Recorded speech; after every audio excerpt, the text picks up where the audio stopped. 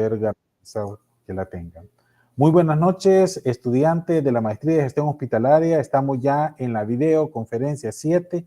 Vamos a abordar no solamente el código deontológico, sino que también tema relevante de la intimidad e información sanitaria, de tal forma de abordarlo en su conjunto desde una perspectiva de la ética que estamos desarrollando en este módulo. Vamos a comenzar a dar la presentación. Como siempre, les voy a agradecer que ustedes me confirmen si en dado caso todavía no la estoy presentando. Permítanme un momento.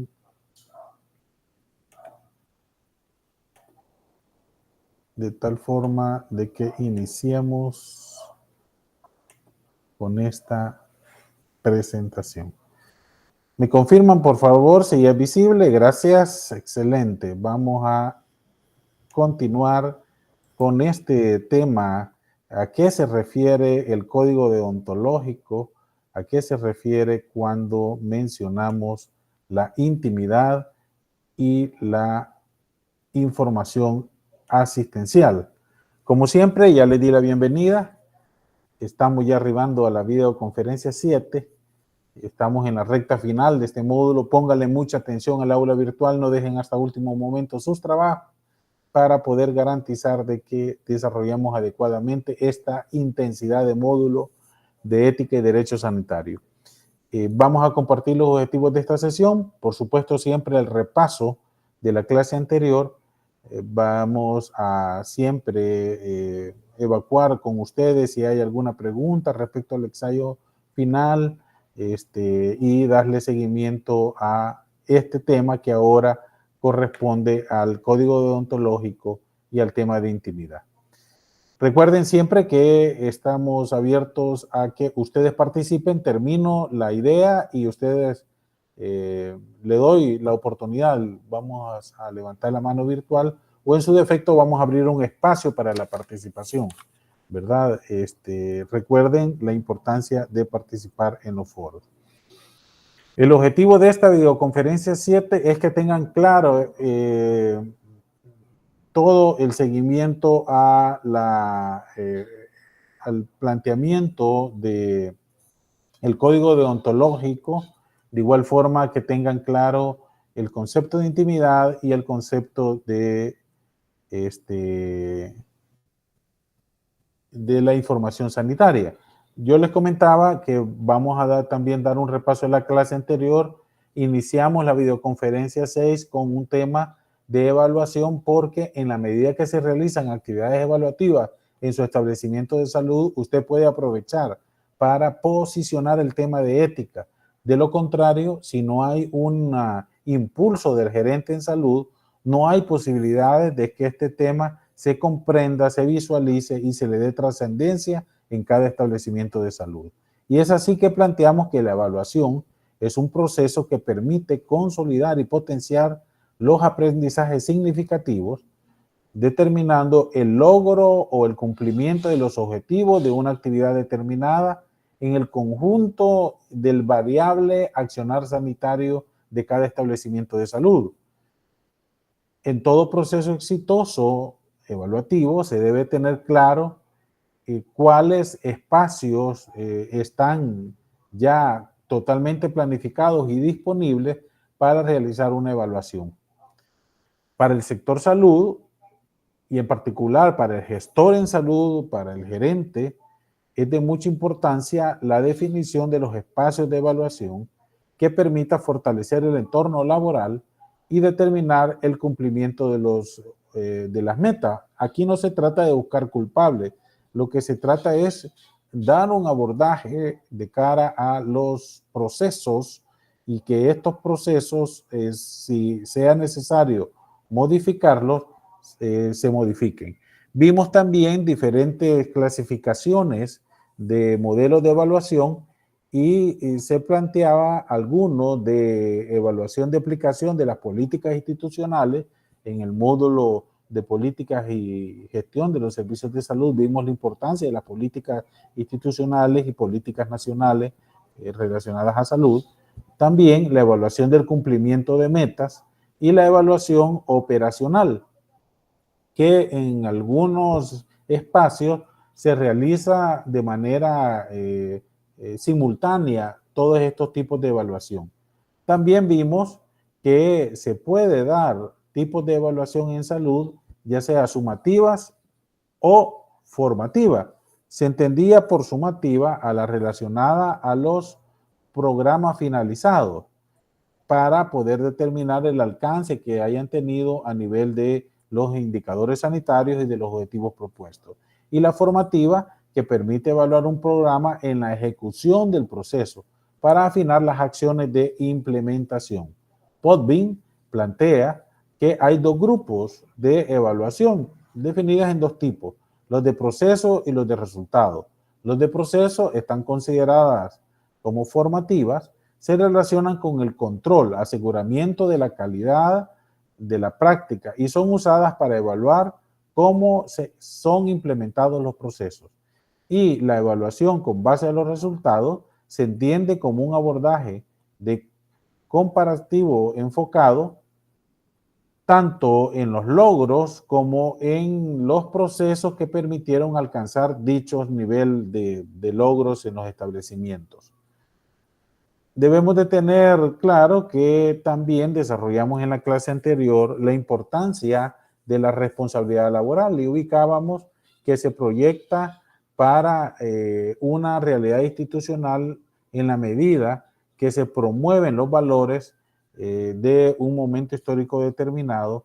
Por ejemplo, la importancia en nuestra sociedad salvadoreña de promover la puntualidad, la mística de hacer bien las cosas con calidad, la complementariedad, o sea, no competir innecesariamente o estar incomunicados en nuestros establecimientos, y también el trabajo en equipo, que permita que desde la individualidad aporten al cumplimiento de metas a nivel colectivo.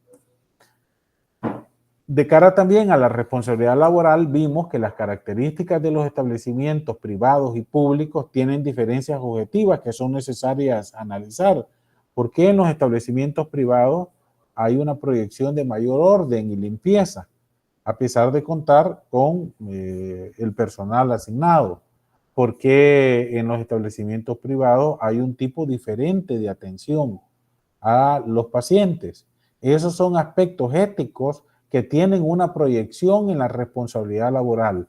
No va a ser posible que un mismo recurso, que una misma persona profesional en salud que trabaja en un establecimiento privado atienda diferente, con calidad, calidez y prontitud a un cliente, en este caso de un ámbito privado, y sea diferente cuando realiza su labor en el ámbito público. Estos son aspectos que también tienen que ver con la responsabilidad laboral y tienen que ver con la incidencia en la ética que se tenga a la hora de desarrollar el trabajo. Y los reforzamientos positivos que usted como gerente en salud debe de estar permanentemente difundiendo con el personal a su cargo, ya sea de un establecimiento privado o público. En algunos países mencionábamos que ya no existen los relojes marcadores para asistir en sus lugares de trabajo. Y fue de consenso general que como sociedad salvadoreña no estamos preparados todavía para este escenario. Sin embargo, es importante discutir esas realidades en los establecimientos y encontrar también la posibilidad de avanzar como sociedad hacia unos niveles de mayor responsabilidad laboral a partir del reconocimiento ético individual y en los lugares de trabajo. Creo que en la sesión anterior vimos muy poco sobre esta diferenciación entre los establecimientos privados y públicos, porque nos enfocamos más de cara a esta realidad de la inexistencia de un reloj marcador en nuestros lugares de trabajo.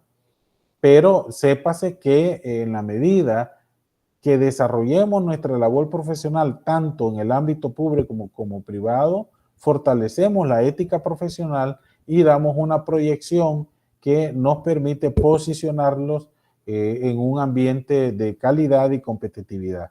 Por tanto, el llamado está en que usted logre ubicar al personal público que esté a su cargo con esta ética laboral.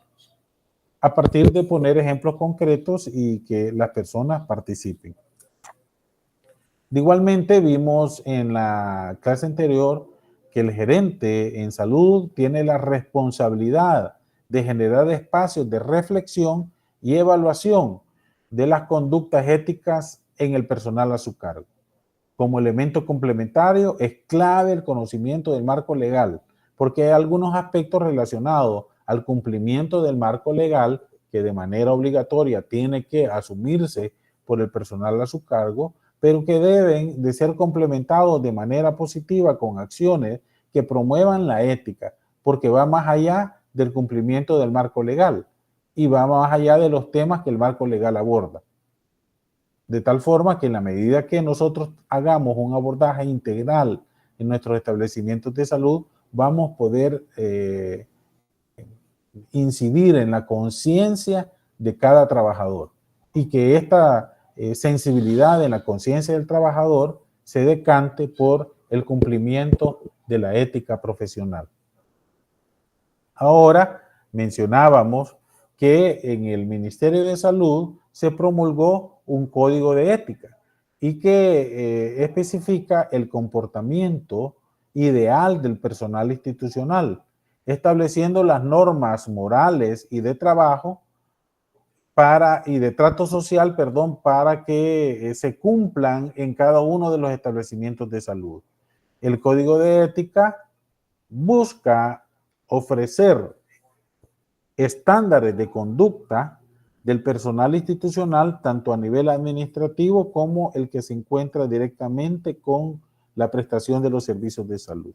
De igual forma, establece una guía de comportamiento esperado del personal. Este documento ustedes ya lo tienen en su bibliografía. Yo los invito a que por favor le den una lectura. De igual manera, ahora vamos a ver otros documentos de bastante trascendencia que en muchas ocasiones no le ponemos el cuidado de revisarlos y tienen una riqueza bastante importante que la desaprovechamos. Aquí, en el documento del Código de Ética para el personal del Ministerio de Salud, plantean que hay principios fundamentales vinculados a la bioética y los definen como la beneficencia, la no maleficencia, la autonomía, la equidad y justicia y el respeto a la dignidad humana que te permiten asumirla a partir de los contenidos de documentos internacionales.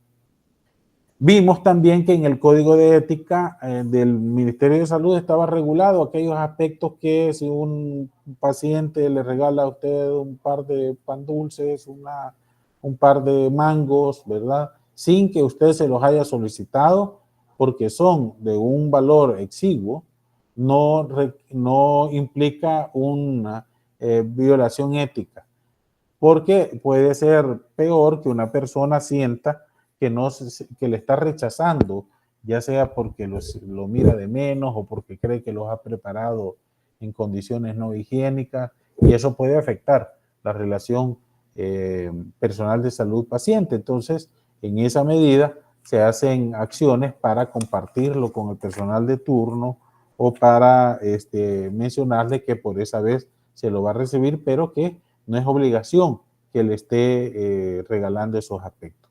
Y es así como llegamos ahora al código deontológico. En el código deontológico tenemos que partir en primer momento qué es la deontología. La deontología es la parte de la ética que trata de los deberes y de los valores regidos por la moral.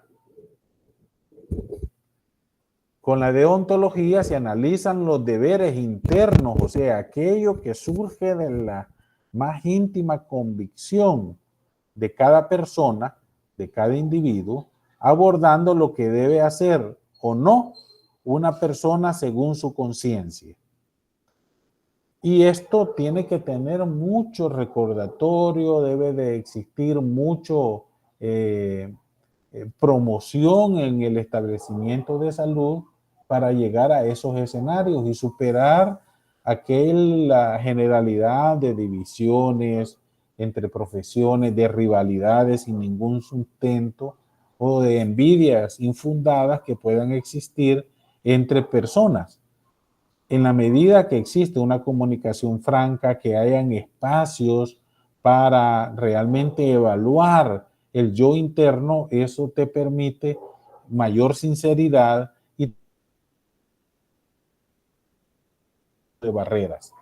La deontología, entonces, es esa rama de la ética que te plantea los deberes y los valores regidos por la moral que deben de ser cumplidos de manera íntima y directa. Ahora, ¿qué vamos a entender por el código deontológico? Se recuerdan que dijimos que la deontología era una de las ramas de la ética, ¿verdad? Entonces, ahora vamos a ver a qué se refiere el código deontológico. Es un documento que recoge un conjunto más o menos amplio de criterios, normas y valores que formulan y asumen quienes llevan a cabo una actividad profesional. Los códigos deontológicos se ocupan de los aspectos más sustanciales y fundamentales del ejercicio de la profesión que regulan. Por tanto, estamos hablando de las líneas generales de aquellos aspectos que se van a considerar como aceptables, como correctos, y que es lo que la sociedad espera en su ideario mental, que usted que porta un uniforme sanitario cumpla. Y hasta eso el personal de salud lo debe tener claro, porque si tal cual no se le plantea, puede suceder cualquier circunstancia que afecte esa proyección ética que el personal de salud debe de asumir. Las normas dictadas en el código deontológico son previamente pactadas. Esto implica que debe de existir un proceso de difusión, de participación, de escuchar sugerencias, de fortalecer procesos de capacitación, porque en muchas ocasiones cometemos errores porque no tenemos claros los conceptos elementales. Entonces, estos procesos previamente pactados deben de servir también como procesos de capacitación de manera común y unánime por todos los miembros de la profesión para la que se elaboran. Son, por tanto, pautas de conductas a seguir que tienen como objeto cumplir con un adecuado trabajo y ayudar a que el conjunto de la sociedad que solicita los servicios de la profesión obtengan plena satisfacción ante la buena ejecución de la labor. Fíjense que yo me acostumbré a darle la bienvenida a mis pacientes cuando llegan a mi consultorio. No se imagina la cantidad de sorpresas que la gente me dice, mire, es la primera vez que me dan la bienvenida, ¿verdad? Y yo ya lo tengo en mi chip, ¿verdad? En la atención diaria, porque eso te permite la cordialidad, te permite que las personas tengan una satisfacción y que en muchas ocasiones está más vinculada al trato, y ya vamos a ver al final de esta videoconferencia lo relacionado a la información sanitaria que se le brinde. Entonces, debemos de tener claro que el código deontológico es el documento que recoge las normas y valores que formula la deontología en una actividad profesional en concreto. Por tanto, en definitiva, la deontología es el concepto general y el código deontológico lo específico a una profesión.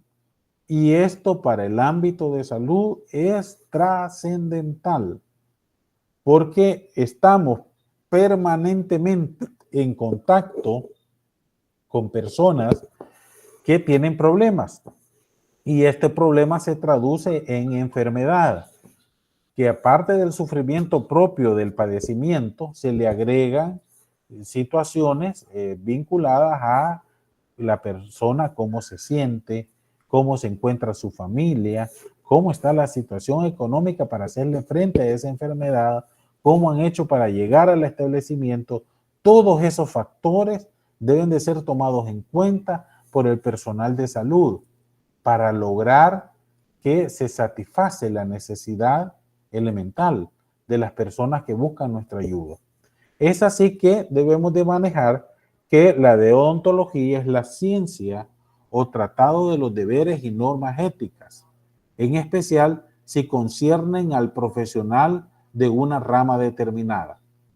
El código deontológico es el conjunto de normas y deberes dirigidas a un colectivo profesional para guiar el ejercicio de su profesión desde una perspectiva ética. Miren lo importante de estos códigos deontológicos y que generalmente, si no tenemos una actividad gremial, los desconocemos, pero que desde la perspectiva gerencial se tiene que dar esa aproximación para reforzar un ambiente agradable en su establecimiento que está a su cargo. No importa que anteriormente haya sido un campo de batalla, un verdadero infierno, el lugar donde usted llegue, si usted logra hacer la diferencia, en la medida que se fundamenta en un conocimiento técnico y académico claramente definido, y por qué no, en principios éticos que son promovidos de usted como gerente en salud hacia todo el personal. El código deontológico entonces encierra un conjunto de deberes, derechos, normas éticas y morales que debe de conocer el profesional, en este caso, para este ejemplo de enfermería, para aplicarlas en su práctica diaria. Y le pongo énfasis en este aspecto. Práctica diaria, no se trata solo por un momento, cuando se encuentre feliz o cuando el gato está boca arriba, que hay poca personal, hay pocos pacientes en el establecimiento de salud. Esto se mira cuando se tiene, ¿verdad?, la presión laboral y a pesar de ello se logra responder con la satisfacción de los usuarios o de los clientes en el ámbito privado. Entonces, todas las profesiones deben contar con un código deontológico. Lo anterior, porque según la ética, es una característica fundamental para poder realizar correctamente el trabajo. Las personas deben saber lo que es necesario en su profesión. Y aquí miren lo importante, que si usted ha escogido una profesión para proyectar su satisfacción hacia la sociedad, debe de conocer qué es lo que se espera de ella. Y en los documentos de los códigos deontológicos están planteados. Por supuesto, que usted me diga, y ahorita vamos a abrir la participación al respecto, aquí con toda sinceridad, si usted conoce el código deontológico de su profesión, que lo manifieste. Y si no lo conoce, ¿quién cree que tuvo que habérselo dado a conocer o qué pasa en su profesión? Por favor, escuchamos en este momento las intervenciones relacionadas a los códigos deontológicos de sus profesiones. Adelante, por favor. Ana Daisy Moreno, adelante. Hola, doctor. Buenas noches, compañeros. Buenas noches. El código que yo conozco es el del colegio médico, que fue, cuando uno entra a ser parte del colegio médico, lo hacen, ¿cómo se llama? Que uno lo lea, que uno lo conozca. Excelente. ¿Sí? Y entonces, este código, cuando, ya es viejito, o sea, este código ha sido modificado como 4 veces. Ahorita Excelente. El último libro es del 2013 y viene siendo como un código de conducta y también como un código deontológico, porque le hace a uno, en el momento de ser admitido, uno tiene que jurar. Primero está el juramento hipocrático al inicio y después la Declaración de Ginebra, que es de la Asociación Médica Mundial, donde el médico dice de que tiene que prometer solemnemente consagrar su vida al servicio de la humanidad, de otorgar el respeto a los maestros y su gratitud porque lo merecen, ejercer la profesión a conciencia y dignamente, Hay que velar por la salud de los pacientes, los secretos también, incluso después de que fallezcan los pacientes. Mantener por todos los medios el honor y las nobles tradiciones de la profesión médica, además de considerar como hermanos y hermanas a los colegas. También nos habla sobre las consideraciones sobre la edad, la enfermedad, la incapacidad, la nacionalidad, la afiliación, y también que no vamos a emplear nuestros conocimientos por violar los derechos humanos y las libertades ciudadanos, incluso aunque estemos amenazados. Gracias. Voy a quedarme aquí para que, si no, el libro es amplio. Gracias. Y es importante que nos mencionó quién lo promulgó, la fecha del documento, ya vamos a ver más adelante un contenido al respecto, y aspectos claves, ¿verdad? Muy bien. Entonces estamos hablando del código deontológico, que para el caso de medicina es código de ética y de deontología de medicina, ¿verdad? Muy bien. Adelante. ¿Alguien más nos quisiera compartir? Adelante, Olivia Analicet Segovia. Sí, doctor, muchas gracias.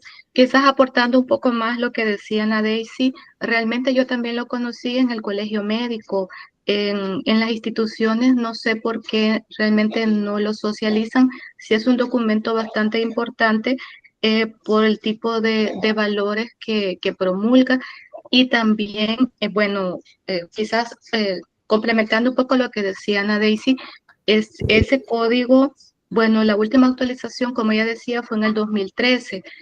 Ahí también habla, como ella manifestaba, sobre el juramento hipocrático y también nos habla mucho sobre el secreto profesional que veíamos con usted en clase, sobre la objeción de conciencia, habla sobre la ética, cómo debe de hacerse en las investigaciones, habla creo que un poco sobre el trato para las personas que están bastante enfermas y habla sobre la forma de comportarse con los demás profesionales de salud y también con los pacientes.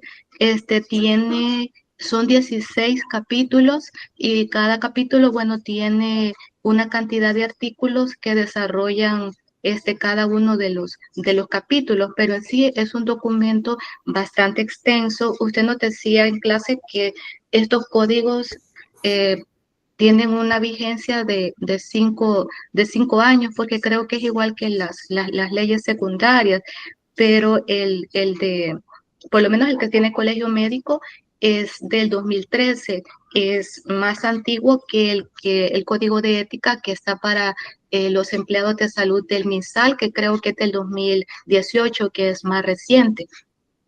Solamente, doctor. Fíjese que es importante lo que nos están mencionando respecto al nombre, ¿verdad? No sería un instrumento técnico jurídico, aunque tenga el nombre de código, ¿verdad?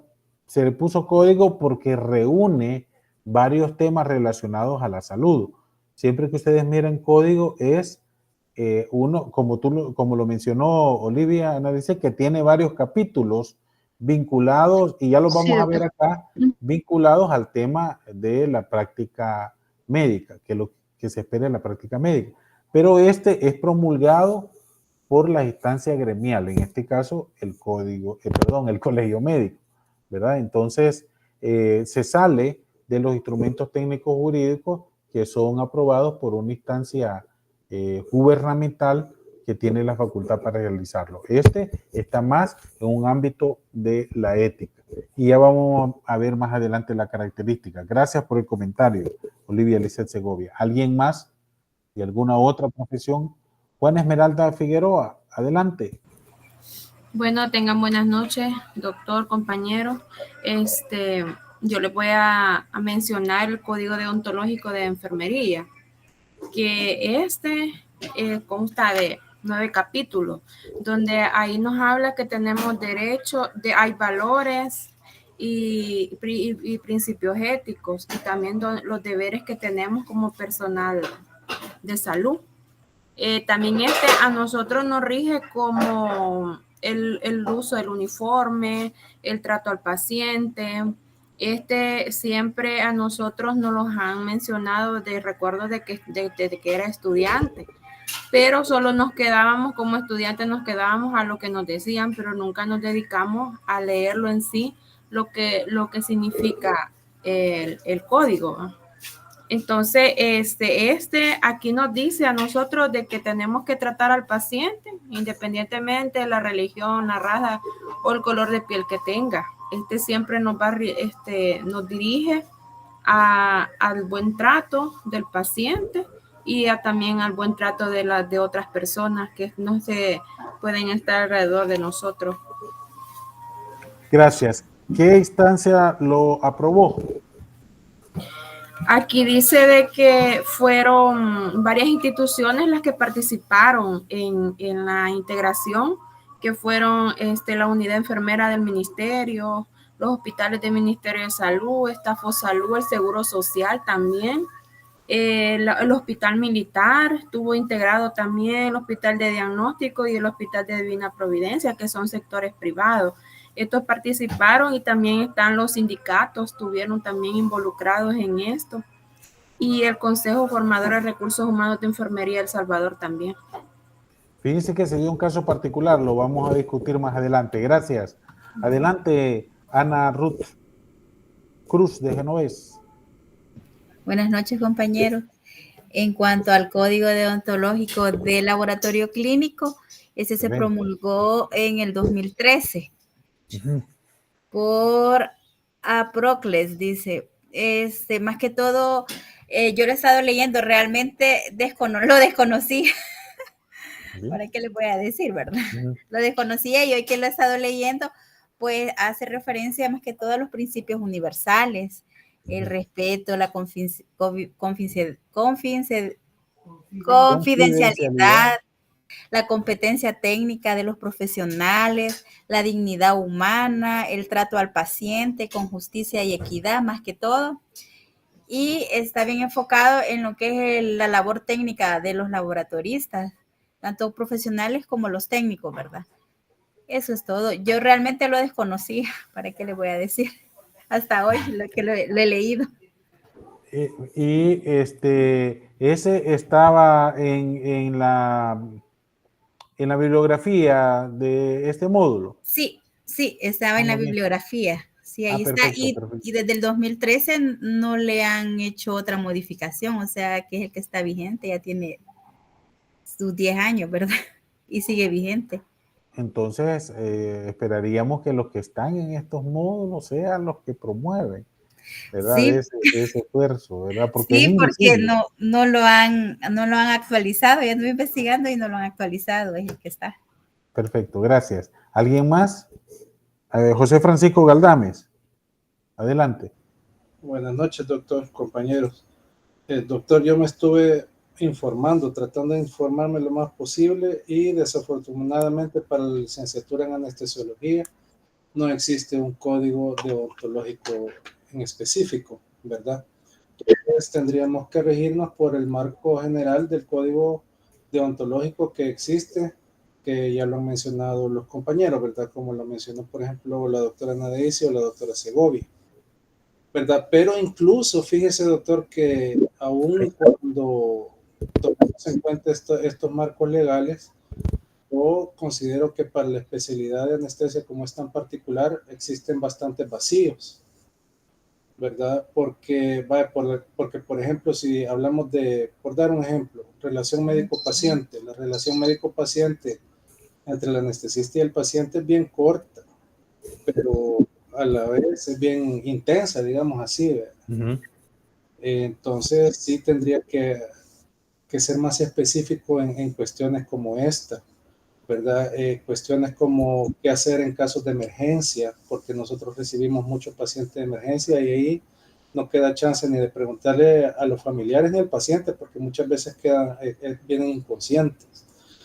Sí siento que el código deontológico en nuestra especialidad sí tiene algunos vacíos, doctor, aunque el marco general sí se respeta y se comparte, ¿verdad? Ese es mi punto de vista. Ahora una pregunta conceptual. ¿Se puede aplicar el código deontológico, el código de ética y de deontología de medicina a su carrera? Sí se puede, doctor. En mi opinión sí se puede, pero siempre le veo algunos vacíos porque ¿Pero qué dijimos conceptualmente? Vamos a ver, porque si no, no va a ser necesario, por ejemplo, que algunas disciplinas hagan su código porque van a esperar que aplicar el de medicina. Y te dicen, los códigos deontológicos se ocupan de los aspectos más sustanciales y fundamentales del ejercicio de la profesión que regula, ¿verdad? Entonces, y de igual manera, son aprobados de manera unánime por los miembros de la profesión que se elabora. Entonces, no puede ser aplicado un código deontológico de química y farmacia no, definitivamente no. en otro. Entonces, el reto que ustedes tienen, ¿verdad? Y no es un documento de marco legal, sino que es un documento, en este caso, de reconocimiento gremial, ¿verdad? Y es importante entonces estar al tanto de esos avances. Entonces tiene el reto ahí, el representante, el doble reto de generar con sus colegas un esfuerzo de elaboración del código. Es muy difícil, pero está planteado. Sí, así que por ahí la investigación que yo hice, doctor. Gracias. Y está planteado también en una de las líneas de discusión, ¿se recuerdan? De la semana, esto les va a servir también. ¿Alguien más, alguna otra carrera? Había pedido la palabra Yasmín Lizeth Rivas y después Carla María. Sí, gracias, buenas noches. En mi caso, igual que Francisco, no hay código deontológico para fisioterapia en El Salvador. Sin embargo, sí hay en otros países de Latinoamérica, Argentina, Chile, si no me equivoco, el Uruguay tienen sus códigos y a nivel de Europa. Y estos en Europa, en España, hasta por provincia hay códigos deontológicos, no solamente, no es a nivel de país, sino que cada provincia se caracteriza por tener su propio código deontológico. Y nosotros siendo un país no lo tenemos. Entonces ahí veíamos las cosas por qué no lo tenemos, ¿verdad? Nos falta tener más conocimiento, somos perezosos para leer, nos falta conocimiento de nuestra propia profesión y dentro de los códigos que yo encontré, viendo varios de ellos, han sido aprobados por colegios médicos, tienen principios generales para la fisioterapia, se basan también con la relación usuario-fisioterapeuta, relaciones entre compañeros, relaciones con otros profesionales de la salud, relaciones con otros organismos de profesionales, ejercicios profesionales, es decir, todas las funciones que un fisioterapeuta debe tener, basado siempre en la legalidad de cada país. Miren entonces la trascendencia de lo que nos ha mencionado Yasmin, de la importancia de asumir como gerentes un nivel de conocimiento más allá de la generalidad, pero que también aquellas profesiones que todavía no tienen código deontológico en el país asuman el compromiso por elaborarlo, ¿verdad? Es un aspecto ético a llamar y que también visibiliza y posiciona a la profesión como relevante en el ámbito sanitario. Y a mi criterio, todas las profesiones tienen igual de importancia, por tanto, requieren igual nivel de compromiso técnico, académico y de responsabilidad disciplinaria para desarrollar aspectos específicos, porque no es lo mismo, ¿verdad? Aunque estemos trabajando en conjunto, hay aspectos específicos para cada profesión que se les debe de poner los puntos sobre las sillas y trabajar para producir. No se imaginan lo que cuesta en el país producir conocimiento, publicar libros, llegar a consensos. Ya lo mencionaba Yasmin, lo difícil que es, pero yo espero contribuir con este módulo a animarlos, ¿verdad? A avanzar lo más que podamos con una visión de conocimiento a profundidad, de un compromiso ético, por el país, nuestra profesión, por los pacientes. Adelante, Carla María Roque. Sí, bueno, buenas noches, doctor, compañeros. Como igual en el caso de mi compañera Yasmín, la carrera de Educación para la Salud no tiene un código deontológico. Igual estuve revisando, igual cuando nos dejó la parte del foro de ver cuál era lo que regula, ¿verdad? La carrera. Yo anduve consulté con los compañeros que están dentro de lo que es la asociación. Me refirieron a alguien que estaba dentro del comité. El del comité tampoco no sabía qué responderme, me mandó con el director de la carrera de Educación para la Salud, que es como el coordinador de la directiva. Cuando le pregunté a él, me dijo que la verdad es que no se había hecho mayor cosa. Yo le indagué que el por qué es que no se había pues trabajado en esto de la ley o hablar acerca del código que rige la carrera, y lo que me dijo es que estaban esperando el momento en que otras organizaciones de otras carreras también se organizaran y que así poder entre todos sacar las diferentes leyes y, y reglamentos o algo que pueda como garantizar y fortalecer las carreras, ¿verdad? Pero que hasta ahorita se estaba esperando eso y que nos regíamos bajo lo que estaba de la parte odontológica y lo que rige la carrera de medicina. Esa fue la respuesta que me dieron. Vaya, Y yo me entonces quedé, mire, ok. ¿verdad? Vaya, entonces miren ustedes que ya estamos claros conceptualmente, ¿verdad? No es posible, ¿verdad? Y necesitamos un impulso, ¿verdad? En esta es la importancia de educación para la salud. Es relevante en un establecimiento donde hay un educador para la salud, es diferente a aquel que no tiene un educador para la salud. Y eso nos tenemos que convencer, pero a veces parte desde los mismos espacios gremiales profesionales, ¿verdad? Muy bien, entonces, ¿alguien más que quiera, ya le había dado la palabra? ¿Alguien más? Yasmín ya había participado o quiere agregar algo más. Miro ahí su mano electrónica y ya estuvo, ¿verdad? Muy bien. Perfecto. Entonces, vamos a ver. ¿Cuál es el rol profesional para el cumplimiento? Miren, aquí hay algunas siglas para velar por el adecuado cumplimiento del código deontológico de las diferentes profesiones. Existen diferentes colegios profesionales, corporaciones de derecho público que custodian el respeto a las normas comúnmente aceptadas por el conjunto de personas que conforman cada sector.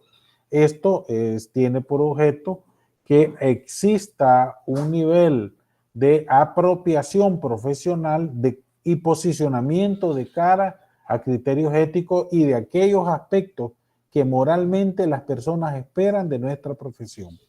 Y esto implica trabajarlos, esto implica difundirlos, esto implica que si ustedes logran hacer esa diferencia como gerentes, temas que nunca siquiera se habían pensado, tal vez solamente se habían escuchado, pero sí no van a hacer una conferencia de 3 horas que la gente se duerma, ¿verdad? Microcápsulas, cosas bien planificadas. Esto hace que la gente se interese y le dé un motivo por el cual conocer, investigar, leer, proponer. Esos son aspectos que si ustedes logran generar esa chispa en el personal que está a su cargo, a la luz de preparar adecuadamente, por ejemplo, dijimos, procesos de evaluación y en dichos procesos dar cápsulas que te fortalezcan la ética, son aspectos claves. Aún en el proceso anual de capacitaciones, que se den anuncios éticos, ¿verdad? Como idea, ¿verdad? Un pequeño video mientras se está esperando que la gente llegue para que interactúen, no una película de 3 horas, ¿verdad? Pequeños videos, ahora hay hasta formato de TikTok, para que reflexionemos sobre aspectos éticos, son claves para generar apropiación y este nivel de aprendizaje.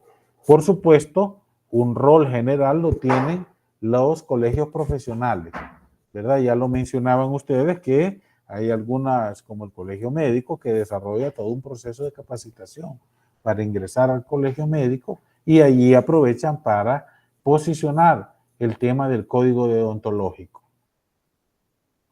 Y es así que para el caso de El Salvador, yo quiero mencionar algunas situaciones particulares en nuestro país, siempre es muy característico. Por ejemplo, el caso del código deontológico que rige, vamos a ver, para El Salvador hay dos orígenes de los códigos deontológicos. Uno, para el caso de enfermería en El Salvador, existe un documento vigente del 2013, pero con un proceso de actualización del 2020, impulsado por la Junta de Vigilancia de la Profesión de Enfermería, y que es el que nos comentaba. Ahí se conjuntaron varias instancias gubernamentales y no gubernamentales para impulsar la elaboración de un código de la disciplina de enfermería. Es tan compleja enfermería que es necesario, y para mí es correcto, que concurran varios espacios para lograr alcanzar un consenso. También en el caso de psicología cuenta con su respectivo código de ética que fue promulgado por la Junta de Vigilancia de la Profesión de Enfermería. Estrictamente, esta junta, se recuerdan ustedes, son elegidas por voto de los profesionales de cada una de las ramas, pero es una instancia institucional gubernamental, ¿verdad? Entonces es como un mix en esa realidad. No es totalmente gremial, pero no es totalmente gubernamental. Entonces, así surgen, por ejemplo, en estas dos disciplinas, ese tipo de código. Para el caso de la medicina, ¿verdad? Está el Código de Ética de Odontología Médica, que fue promulgado por el Colegio Médico de El Salvador, ¿verdad? Con todo su liderazgo gremial, que permitió que se concretara esta iniciativa. Tiene hasta unos bonitos ejemplares en físico que los distribuyen, y por supuesto el digital, que al cual yo traigo aquí a cuenta porque hay algunos aspectos muy, a mi criterio, importantes de conocer, y a veces nuestro personal a nuestro cargo ni siquiera tienen una idea de que hay un documento que lo puede orientar para la conducta frente a la sociedad, frente a los pacientes. Fíjense que plantea, para el caso de la profesión de enfermería, en el artículo 4, que está al servicio del ser humano y la sociedad. En consecuencia, el deber primordial de médico es respetar la vida humana y dignidad de la persona. De igual manera, debe de cuidar de la salud del individuo, pero también de la comunidad. El principio de lealtad del médico es la que debe a su paciente y a la salud de éste. Debe de anteponerse ante otra conveniencia. El médico nunca perjudicará intencionalmente al paciente que se le atendiera de manera negligente, ni se le atenderá de manera negligente. De igual forma, independientemente de la especialidad del ejercicio, deberá prestar ayuda de urgencia al enfermo o accidentado, en ausencia de otra persona idónea para su tratamiento específico. En situaciones de catástrofe, epidemia, riesgo de muerte, el médico no puede abandonar a los enfermos, ¿verdad? Ahí nos tocó estar en primera línea atendiendo pacientes con COVID-19 y ni siquiera había insumos, ni mucho menos vacunas, ¿verdad? De igual forma deberá colaborar en las actividades gremiales impulsadas. Otro aspecto importante es que orienta en la relación médico-paciente, porque debe de cumplir los siguientes casos, que es esta relación por decisión libre y voluntaria de ambas partes, por acción unilateral del médico en caso de emergencias o urgencias, por solicitud de entidades que ejercen jurisdicción en caso de menores de edad o de enfermos mentales, o por familiares o personas responsables que otorga su consentimiento explícito, y por haber adquirido el compromiso de atender a personas que están a cargo de una entidad pública o privada, en el caso, por ejemplo, de los adultos mayores que están en algún centro de asilo para ancianos. Entonces, miren qué importante es tomarse el tiempo para leerlo, porque también hay otro ejemplo en el caso que cuando no se trate de casos de urgencia o de emergencia, el médico podrá excusarse de asistir a un enfermo o interrumpir la prestación de sus servicios. Imagínense, hasta esos criterios orientan.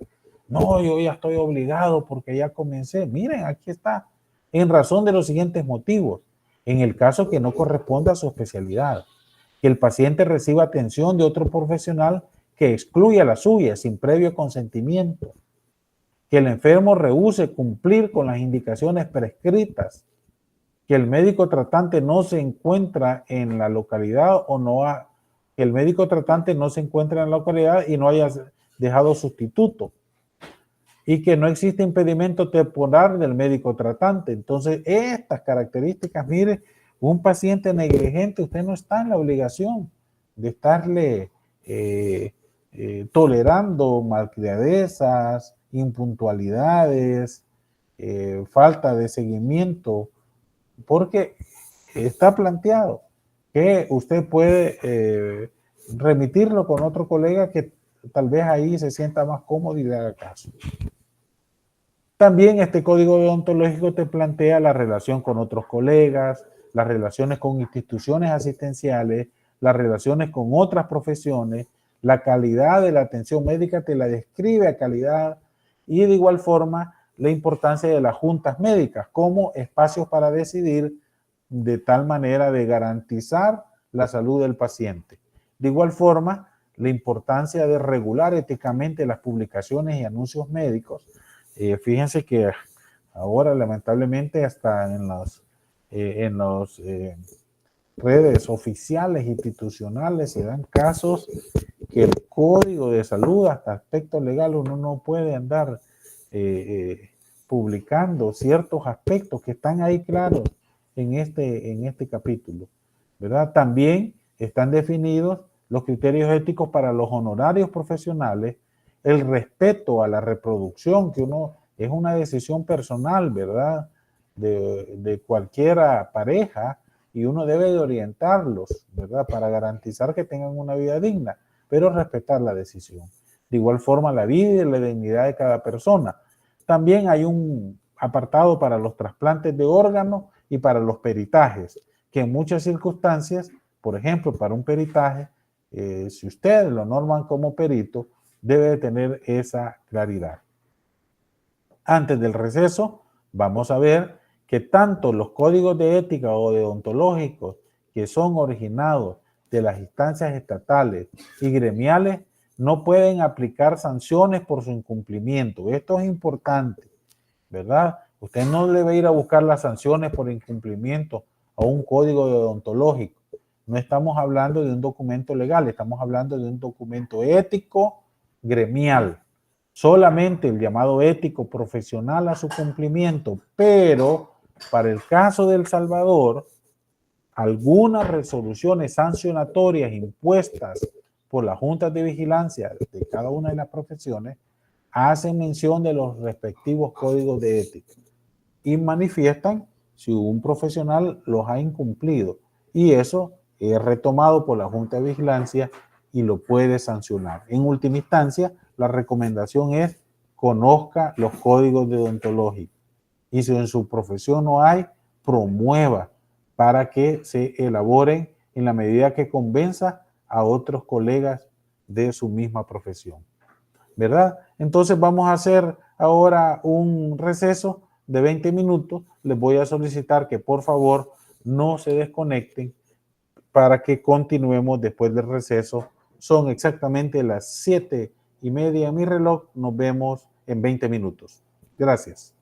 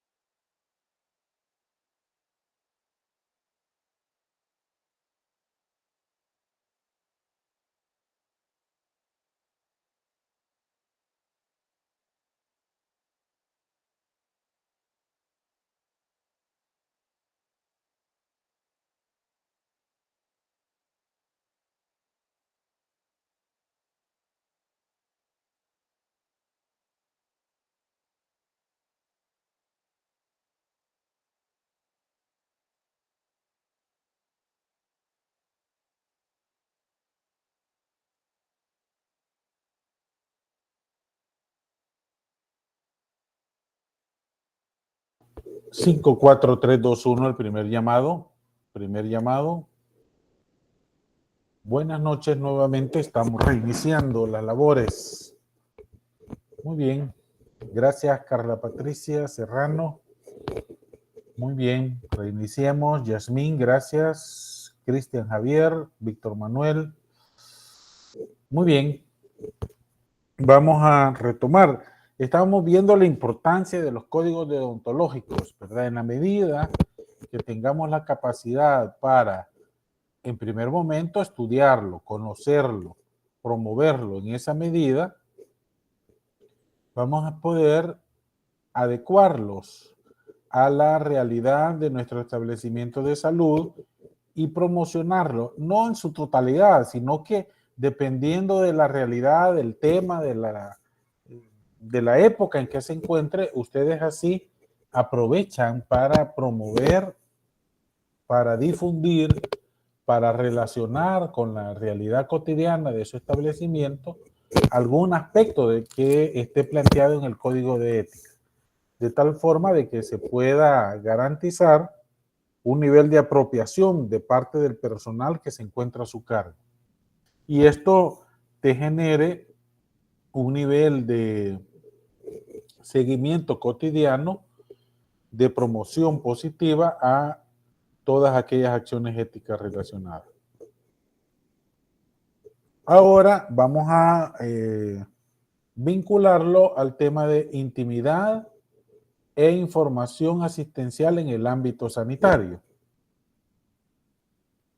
Debemos de tener claro que la intimidad y la confidencialidad son derechos fundamentales cuyo objetivo es garantizar la esfera íntima de las personas frente a la acción y conocimiento de los demás.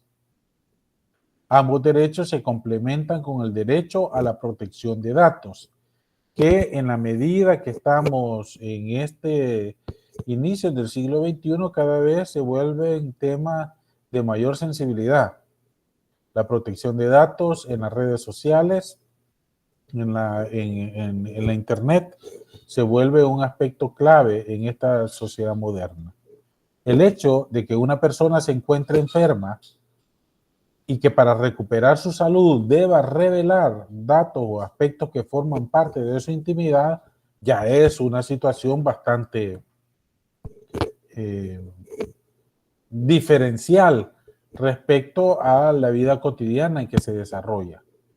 No significa que la persona esté renunciando a su intimidad, sino que más bien la está confiando a personal facultado y capacitado para el manejo, y ya lo habíamos mencionado, del secreto profesional.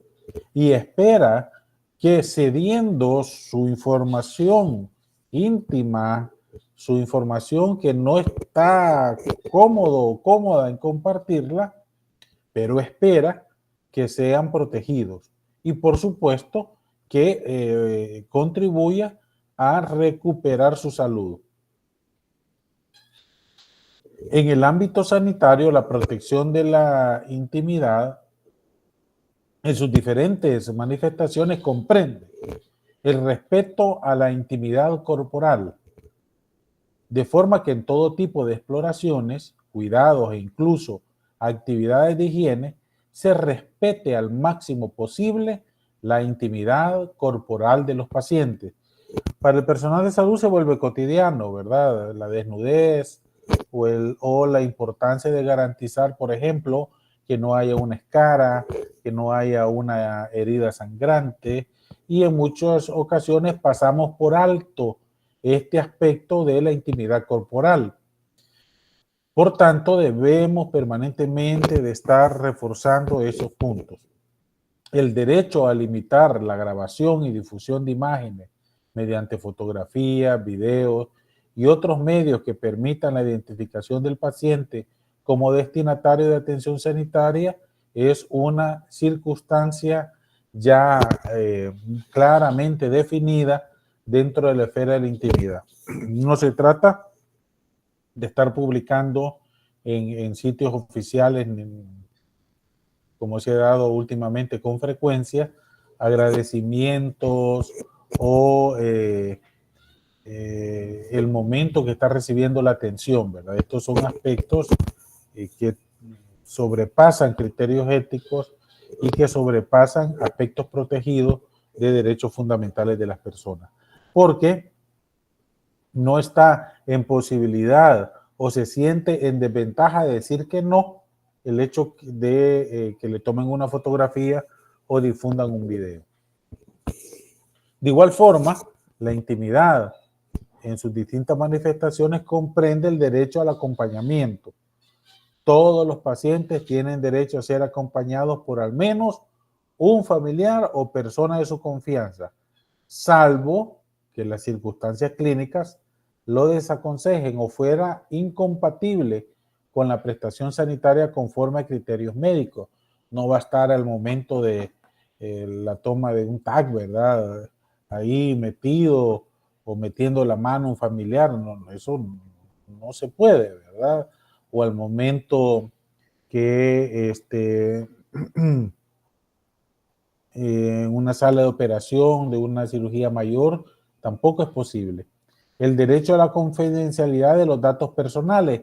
Aquí actualmente se está migrando toda la información del expediente físico clínico al expediente electrónico. Esto implica un adecuado resguardo de los expedientes clínicos físicos, como la ley así lo estipula. Pero debe de garantizarse que los datos de salud y en especial los datos genéticos, de opción sexual, de pronóstico de vida, los profesionales tienen la obligación de guardar el debido secreto y de no revelar los datos de sin el consentimiento del titular. Además, los centros sanitarios tienen obligación de adoptar medidas oportunas para garantizar dicho derecho. Entonces, el contar con consultorios que resguarden la intimidad de los pacientes se vuelve una tarea prioritaria para el gerente en salud.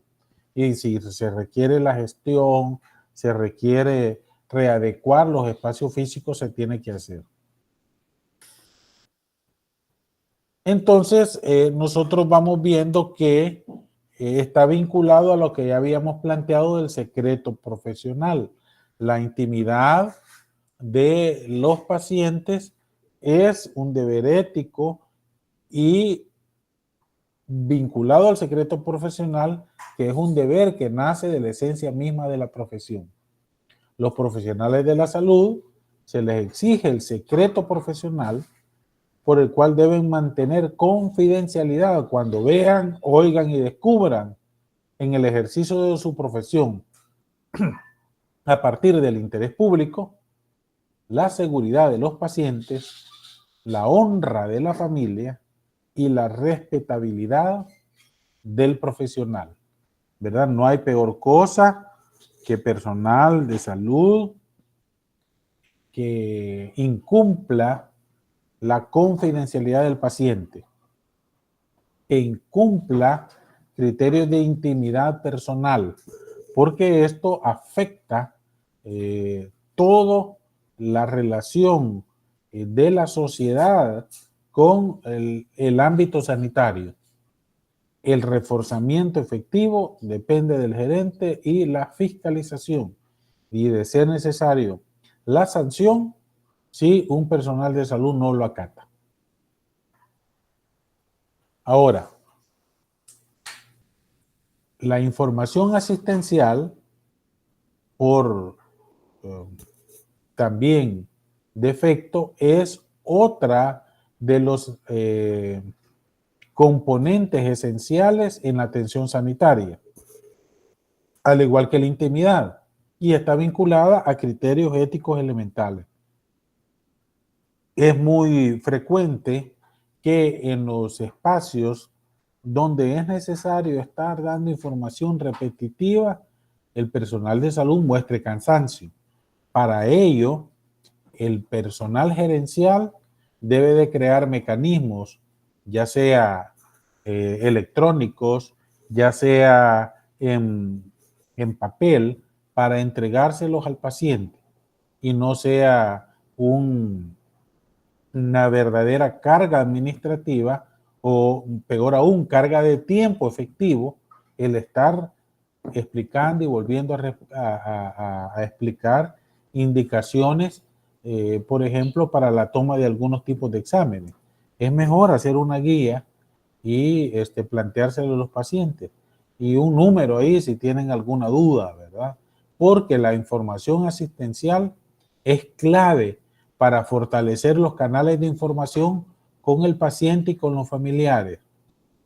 Tiene las características que la información asistencial debe ser con claridad, en la medida que no hay ambigüedades, en la medida que no hay saturación de la información, sino que se van cumpliendo objetivos de entendimiento por parte del paciente, dependiendo de su nivel académico. En esa medida se alcanzan niveles de claridad. De igual forma, la pertinencia.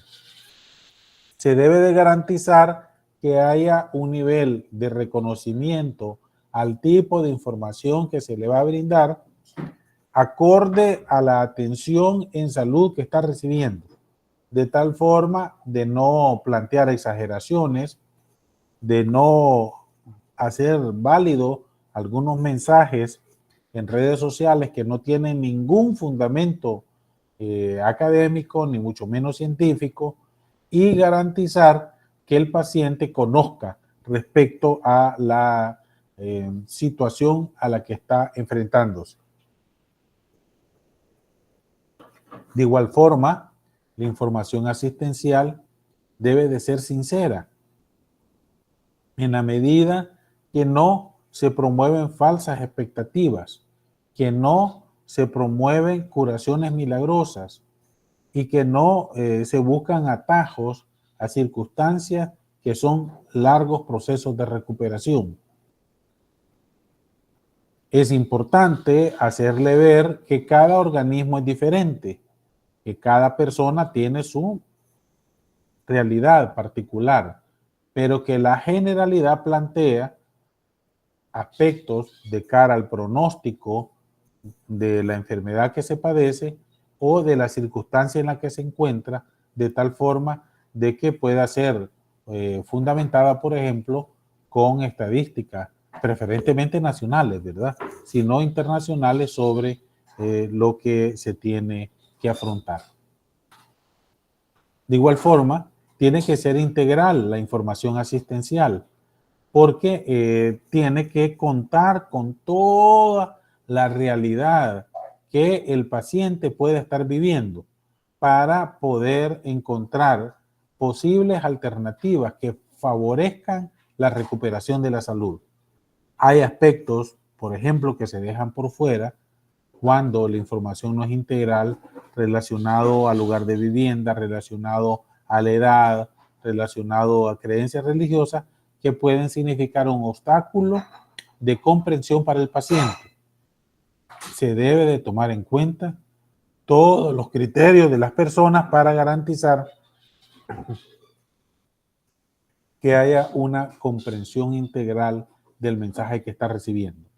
Y debe de ser oportuna, porque toda información que se da demasiado tarde o información a distiempo ya no tiene el mismo sentido, ya no cumple con lo fundamental de la información asistencial que requiere que se diga en el momento que se necesita para proyectarla hacia futuro y mejorar los escenarios de el paciente, de la familia o aún de la comunidad frente a algún problema de salud. Todos estos criterios, aunque son de conocimiento general y podrían parecer lógicos, en muchas ocasiones en nuestros establecimientos fallan. Y uno de los principales observaciones que tenemos de la población es la limitada información asistencial complementaria que tienen en los establecimientos de salud.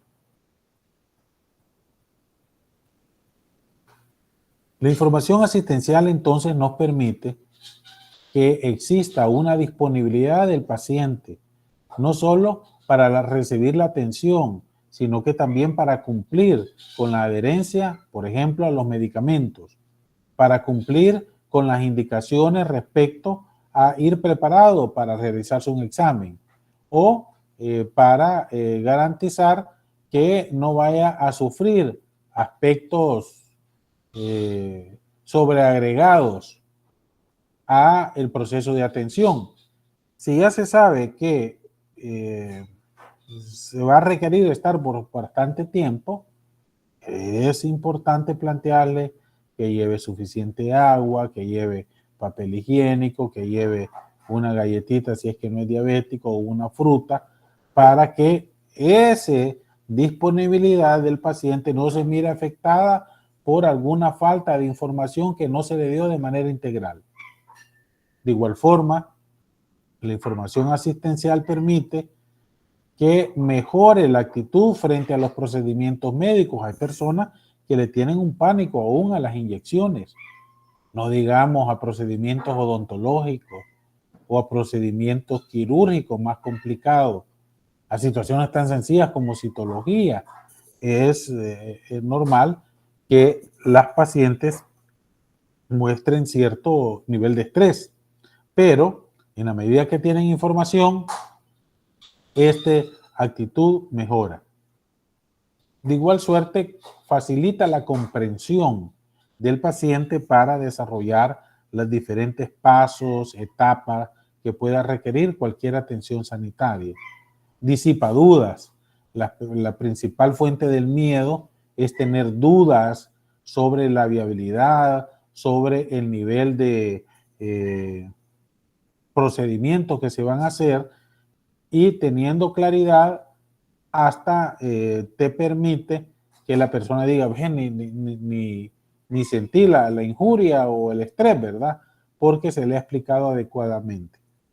La experiencia, por ejemplo, del parto respetado, orientando a las mujeres embarazadas para que tengan una respiración adecuada, para que sepan cada una de las etapas en las que se encuentra al momento del parto, permite garantizar que haya un nivel de claridad respecto a este procedimiento tan especial y delicado de una mujer al momento que está en proceso de parto. Evita que la información no confirmada sea tomada como veraz. Ahora, con las redes de TikTok, ¿verdad?, de tanta borbandeo viral, que cualquier influencer fanfarrón, con tal de ganar visitas, puede decir cualquier mentira y no tengan ninguna duda que el principal contenido es de salud. Entonces, en la medida que hay una información asistencial, se rompe con esa posibilidad de dar como veraz información sin fundamento. De igual forma, abona los espacios libres de estrés, ¿verdad?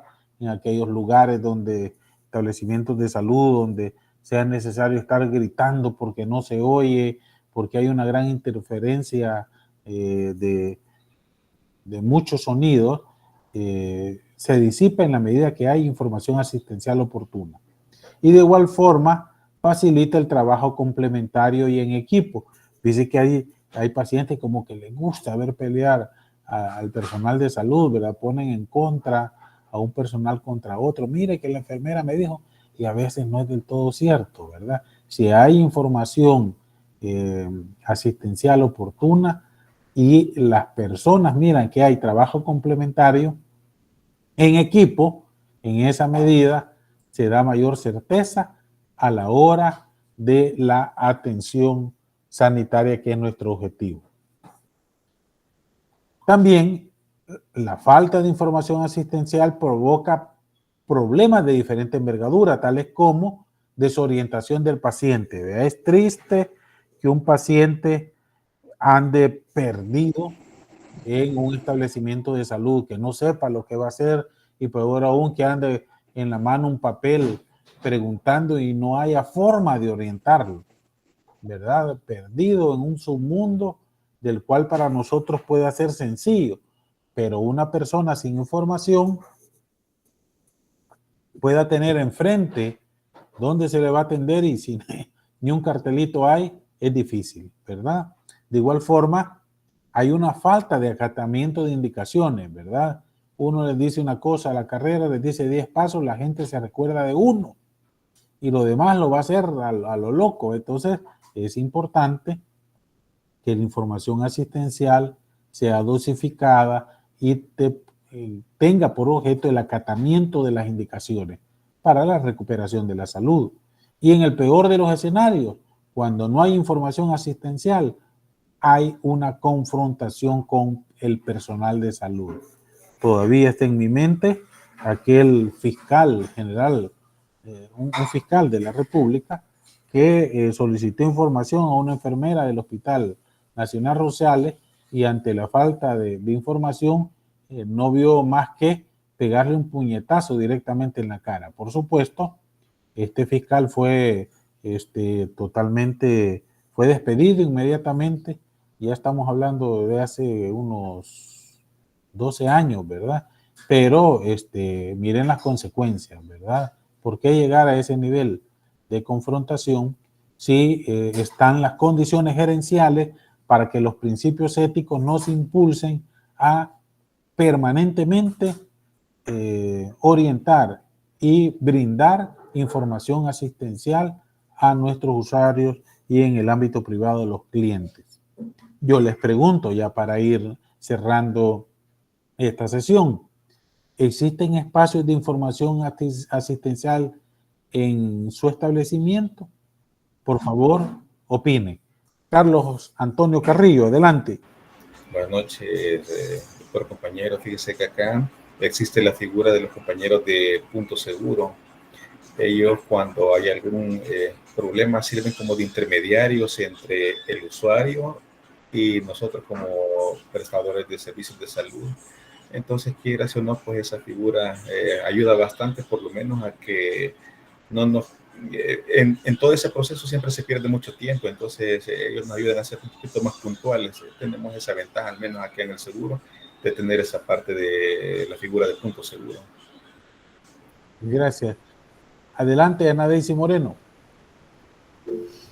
Así como mencionaba el licenciado Carrillo Letona, que Punto Seguro ayuda, también ayudan las trabajadoras sociales, porque ellas son las encargadas de ser como, así como de intermediario para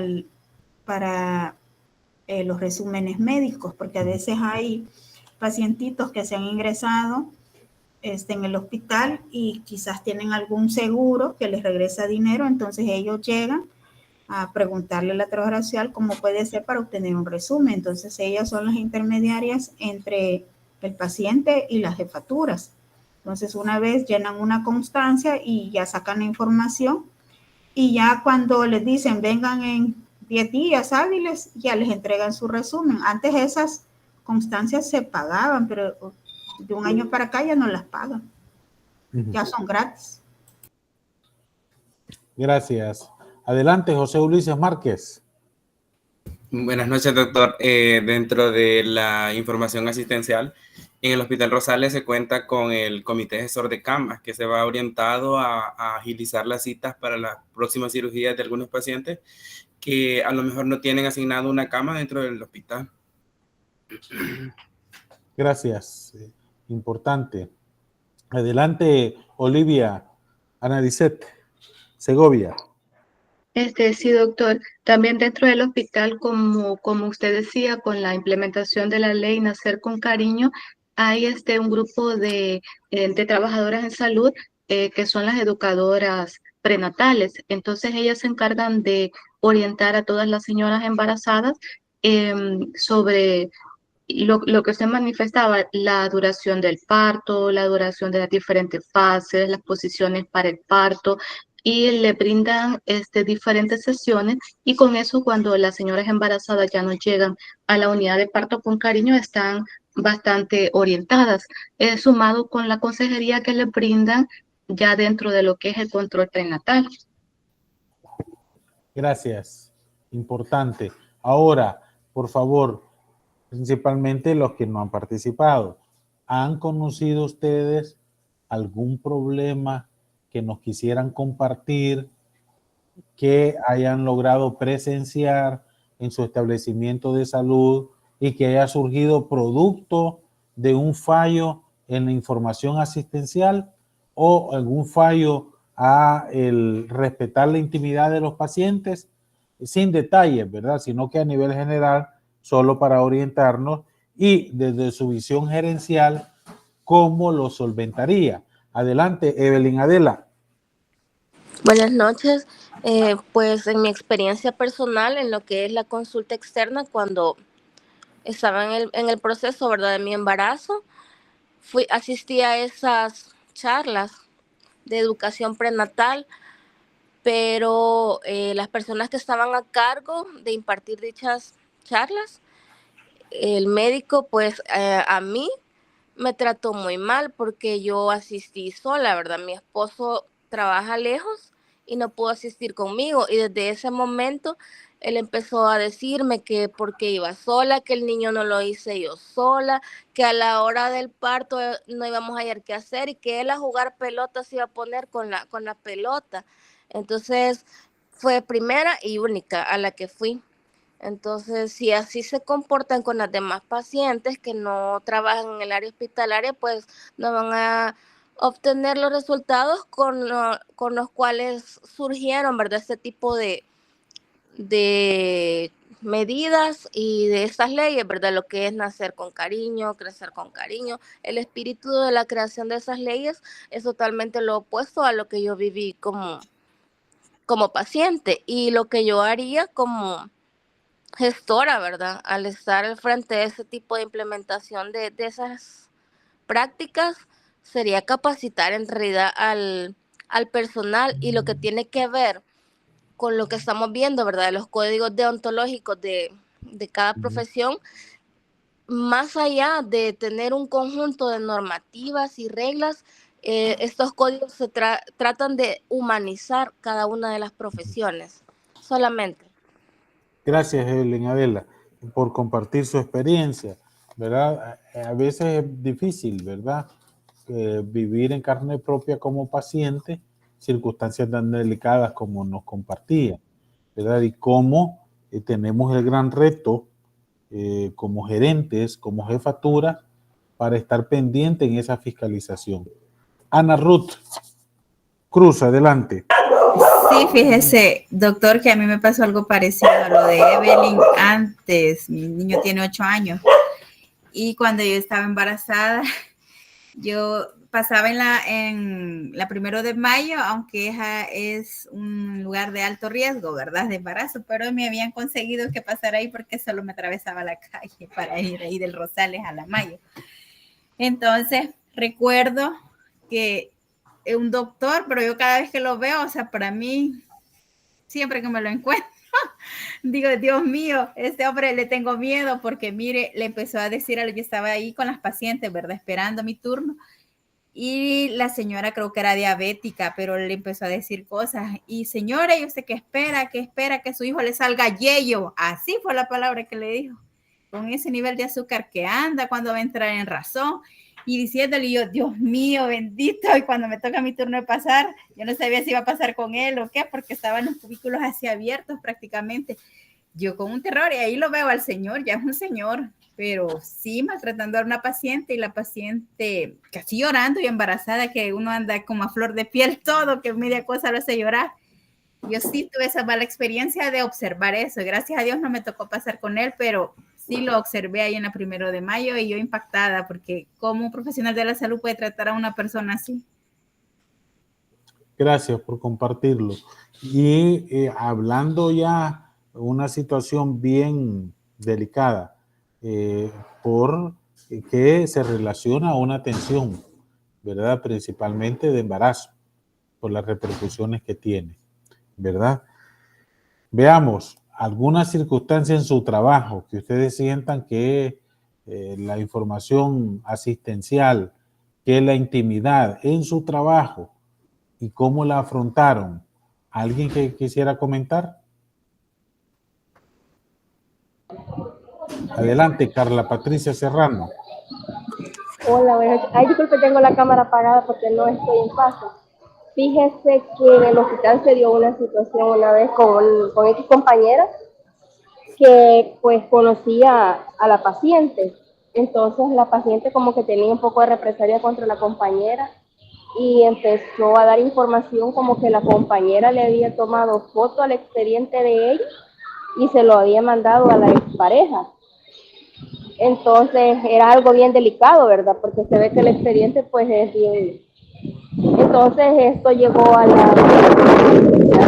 verdad, a dirección y con la compañera de ética, pero se llegó a la resolución porque investigaron y todo en que la paciente verdaderamente la información no se había dado, pero la paciente sí la traía en contra de la compañera y lo que solventaron ellos fue cambiar la compañera de unidad.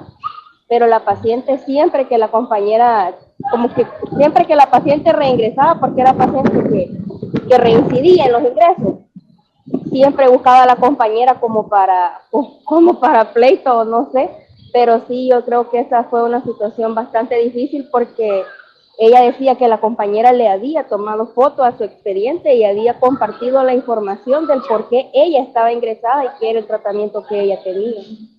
Sí. No es delicado, ¿verdad? Son circunstancias. Uno siempre tiene que estar a la defensiva, cumpliendo con el marco legal, cumpliendo con los procedimientos, dejando constancia en el expediente, porque miren, hay personas, ¿verdad?, que tienen una vida de problema y quieren también emproblemar a otros.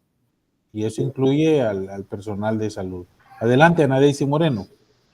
Fíjese, doctor, que ahí en pediatría sucedió, yo digo que fue una mala comunicación, o sea, no fue algo así como querer hacerle daño a otra persona. Entonces, les voy a contar en la historia. Llegó un médico general a pasar consulta con su niño de 6 meses de edad con vómitos. Había vomitado no sé si 7 veces. Entonces el pediatra que estaba de turno le dijo que lo iba a referir al San Juan y le hizo la referencia y todo, y él se fue a neonatos a tomar unos gases arteriales. El problema es que viene el doctor, ahí nadie lo conocía que era doctor, sino que pasó como cualquier papá. Entonces viene el doctor, le habla al doctor Garay, el pediatra que se lo ve en control al niño, y le dice, fíjese doctor que me quieren mandar mi niño al San Juan de Dios. Ah, espérate, le dijo, ya les voy a llamar a los que están de turno para preguntar por qué te lo van a mandar. Y como estaba tan lleno, entonces no le escuchaban. Y él lo que hizo fue hablar un poquito más fuerte para preguntar cuál era la causa de la referencia. Y le dijeron que estaba vomitando. Y le dijo que por qué no lo ingresaban ahí en observación, que para eso teníamos camas. Entonces, al final, el doctor dijo, no, yo no lo llevo al San Juan, firmó la denegatoria y se lo llevó para su casa. Al día siguiente lo llaman a la subdirección porque todos habían hecho una nota por orden de la jefe. Y el pobrecito me dice, ¿y yo qué hice? Si solo lo único que hizo fue preguntar que por qué se lo referían. Y yo le digo, ya ves lo que pasa, le digo. Después, con el tiempo, no le hicieron nada, gracias a Dios, porque este doctor, el papá del niño, es el coordinador de los médicos generales que llegó por COVID, o sea que él conoce ya a la subdirectora. Entonces, lo que querían era quitarle los turnos al doctor, por solo haber llamado para intervenir. Al final, yo no sabía nada de todo esto, y el doctor me dice, mire doctora, me dice, yo no sé por qué su jefe es así. Pues no sé, le dije yo, pero igual me dijo, yo ya hablé, me dijo, por el doctor para que no le quiten sus turnos, porque él solamente lo que hizo fue preguntar.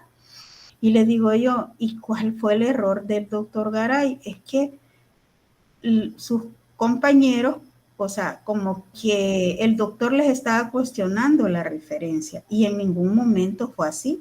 Lo que el doctor lo que quería era que no lo refirieran al niño, sino que lo ingresaran. Entonces, a mí me llamaron por teléfono al día siguiente a las 9 de la mañana y yo les dije, mire doctor, si quiere tráigalo y yo se lo ingreso. Pero yo ignoraba todo lo que había pasado en la noche. Entonces, Dios mío, dije yo, sí, ¿por qué no hacerle el favor al colega? Entonces, yo siento que es como falta de información o de comunicación, y también porque quizás le querían hacer algo al doctor. Así que el doctor, pobrecito, porque ahí andaba todo afligido, que le querían quitar los turnos. Así que, pero gracias a Dios, no pasó a más. Así que por eso es importante la comunicación entre colegas y también la comunicación con el personal de enfermería. Y eso está planteado en el código deontológico y la importancia de estos procesos que se plantean como facilita el trabajo complementario y en equipo, ¿verdad? Muy bien, adelante, Víctor Manuel Mejía. Muy buenas noches, compañero, buenas noches, doctor. Sí, es lo único que también hacer énfasis con un paciente que tenía aproximadamente estudio de una resonancia magnética. Entonces, la colega en ese momento le hizo la noción al radiólogo de que le habían indicado esa ultra y que necesitaba la autorización de ella para poder hacerlo, porque debido al campo magnético y a los movimientos que constantemente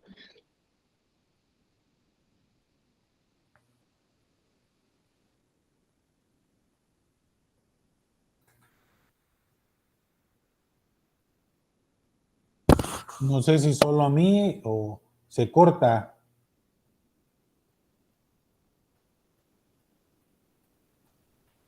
También, ¿verdad? Yo creo que ha de ser porque está en algún edificio. Yo creo que se le fue el internet, doctor. Sí, se quedó ahí congelado. Nos estaba planteando sobre un procedimiento, ¿verdad? De resonancia y ya no se pudo, pero le agradecemos la intervención. Yo no sé si Carla Patricia Serrano ya había participado o yo lo anoté. Adelante, Carla. Sí, doctor, ya hablé. Ya había participado. Muy bien. Bueno, entonces todo esto hace el énfasis de que hagamos un esfuerzo desde los espacios de decisión donde nos encontremos para garantizar que tanto la intimidad como la información asistencial se cumplan y sea un proceso de permanente acatamiento y sea expedito, de tal forma que los pacientes no tengan problemas de cara a la recepción de la información, de cara a que se respete la intimidad, ¿verdad? Entonces, cualquier aspecto, estamos a la orden, son temas relacionados a la ética que no lo podemos dejar de lado porque se constituye en aspectos diferenciados en cada establecimiento de salud. No sé si ustedes tienen algún comentario final, alguna pregunta. Recuerden, por favor, ustedes, esta la semana recta final, ya pueden revisar en la pestaña que dice investigación al final, ¿verdad? Después de la tercera semana, para que sepan el abordaje de su ensayo final, ¿verdad? Que ese va a ser el trabajo final que lo tienen que presentar el fin de semana. De tal forma de que no vaya a haber problemática al respecto. Tal vez porque Víctor Manuel se había quedado sin señal, no sé si ya la recuperó. Adelante, Víctor. Creo que siempre tiene problema. Adelante, doctora Moreno. Doctor, yo le quería preguntar sobre el control de lectura del día miércoles. Sí. Entonces, ahí nos está pidiendo 3 instancias que hacen ética. Entonces, sí, esos son, por ejemplo, el Tribunal de Ética Gubernamental, o tiene que ser instituciones así como el Ministerio de Educación, el Ministerio de Salud. No, tiene que ser en su establecimiento. Ah, ok. Entonces, sería, porque ahí dice 3 infraestructura ética. Sí, o sea que vimos en el componente de la infraestructura de la ética que hay instituciones, que hay instancias que promueven la ética en nuestro establecimiento de salud, pero que pasan desapercibidos. Nosotros ni cuenta nos damos, ¿verdad? Y nos ponemos atención hasta que realizamos un trabajo de investigación. También nos mencionaron ahí que hasta intervino el comité de ética, anteriormente una compañera. Esas instancias son las que ustedes tienen que identificar. Si no identifican, después de haber hecho un esfuerzo real por identificarlas, si no identifican 3, por favor, detallen las que sí hayan presentes, ¿verdad? Porque a nivel nacional tenemos el Comité de Ética Nacional, tenemos el Tribunal de Ética, que por cierto la siguiente clase va vinculada a eso, pero no, tenemos que ver lo que está más cercano a ustedes, ¿verdad? Para que ustedes logren visibilizar que en su establecimiento se expresa instancias de ética, investiguen qué han hecho, cuáles son las actividades que impulsan y cuáles son las limitantes que también tienen, ¿verdad? No todo está bien, entonces hay unas limitantes en cada establecimiento. Lógrenla identificar de manera propositiva, con un enfoque como que si ustedes fueran la jefatura. ¿Alguna otra pregunta de cara a algún de los trabajos que están para esta semana y del trabajo final, ¿verdad? Siempre en el foro es importante sus aportes. Si no hay nada más, agradecerles. Estamos en contacto. Nos vemos el próximo miércoles a las 6:30 por esta misma vía, por este mismo canal. Gracias. Buenas noches. Feliz noche a todos. Buenas noches. Buenas noches.